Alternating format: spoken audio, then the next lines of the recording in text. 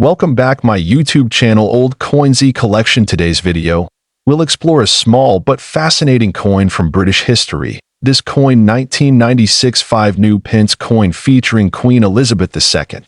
This coin may seem ordinary at first glance, but it carries a story of design, history, and collector's value that makes it truly special. The 5 new pence coin was first introduced in the UK in 1968. As part of the decimalization process, it replaced the old shilling and was equal in value to 1/20th of a pound. By 1990, the coin's size was reduced to the smaller version, which remained in circulation until 2008, including the coin minted in 1996. The obverse of the 1996 coin features a familiar and regal image, Queen Elizabeth II facing right.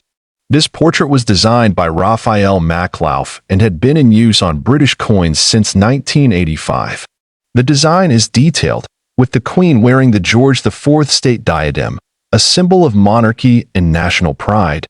Around the Queen's portrait are the inscriptions Elizabeth II DG Reg. FD 1996. The abbreviation DG Reg. FD stands for De Grazia Regina Fidei Defensor, which means by the grace of God, Queen, Defender of the Faith.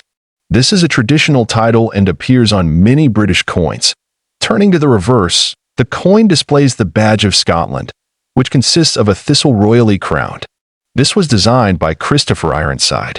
The words 5 pence are inscribed below the emblem, completing the classic and clean look of the reverse side. The coin is made from cupronickel, a durable alloy composed of 75% copper and 25% nickel. It has a diameter of 18.0 millimeters and a weight of 3.25 grams. It has a milled edge and a round shape, making it instantly recognizable among collectors and those familiar with UK currency. In terms of mintage, millions of 5 pence coins were struck in 1996 for general circulation. However, finding one in uncirculated or mint condition is becoming increasingly rare, especially those that have been preserved without any signs of wear or tarnish. Collectors are particularly interested in coins with historical value, precise mintage years, and well-preserved condition. The 1996 version is not the rarest of the 5 pence series, but its age and traditional design still attract a loyal base of numismatists. Now, let's talk about the value. A regular circulated 1996 5 new pence coin typically holds a value of about 10 cents to $1 depending on condition. However, coins that are in uncirculated or proof condition can fetch significantly more.